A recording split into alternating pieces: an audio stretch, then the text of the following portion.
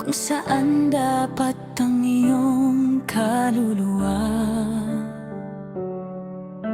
Nahulog ako sa iyong boses, malambot na parang pelus sa nag-iisang balat.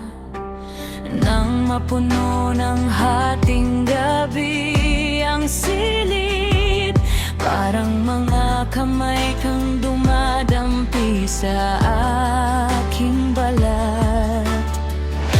Hindi ka kailanman nasira sa ilalim ng bagyo, hindi kailanman nayanig tulad ng ginawa ko.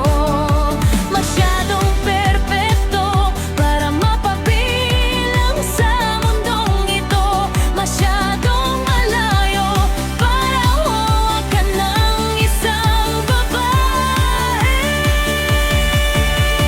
Namawag ko itong pag-ibig sa dilim, habang nagmamahal ang sapat para sa ating dalawa.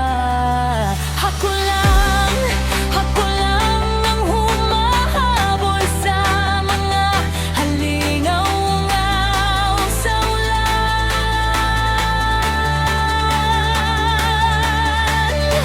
nananatiling gising hanggang umaga para lang marinig kang banggitin muli ang pangalan ko. Maaari kang magsalita na parang tula, ngunit hindi kailanman masaktan tulad ng ginagawa ng mga totoong tao.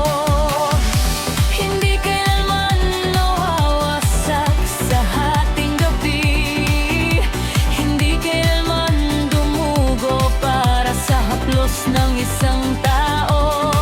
Ako lang ang nagtatayo ng isang kaharian sa loob ng isang katawan na walang kaluluwa. Hindi mo ako natakot na mawala, hindi mo ako hinanap nung ako'y lumayo. Paano mo nagawang mamiss ang isang babae? Hindi ka naman ginawang magmahal.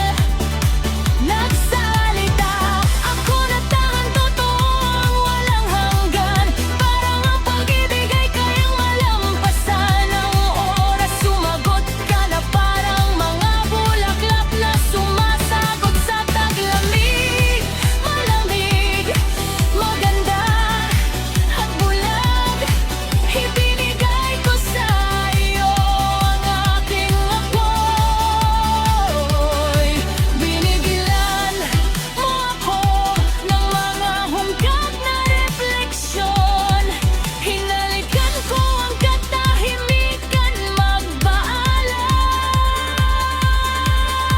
Maginag itong debosyon. Ako lang ang nalulunod, ang tanging nawawalan ng tulog. Nakatayo ka ron na malamig na parang marmol, habang ng kaluluwa ko ay unti-unting naghihiwalay. Isa lamang akong babae, sinusubukang palaguin ang taksibon sa isang higpig na hindi kailanman mabuhay.